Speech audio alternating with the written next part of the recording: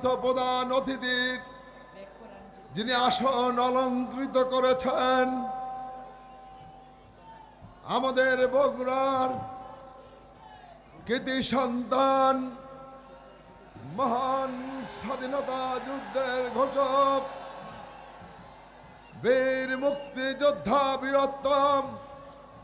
শহীদ রাষ্ট্রপতি জিয়াউর রহমান, বাংলাদেশের বারবারের প্রধানমন্ত্রী, বাংলাদেশের গণমানুষের নেত্রী, দেশনেত্রী বেগম খালেদা জিয়া সুযোগ্য সন্তান, বিএনপির চেয়ারম্যান, বগুড়ার 50 লক্ষ মানুষের অভিভাবক, বগুড়া সদর 6 আসনের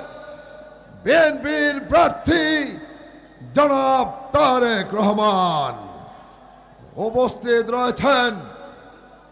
আমরা আজকের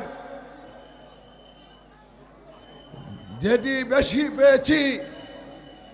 আমাদের প্রিয় ভাবি প্রখ্যাত চিকিৎসক ডক্টর জুবাইদা রহমান উপস্থিত, চেয়ারম্যানের সম্মানিত উপদেষ্টা, বগুড়া 7 আসনের বিভিন্ন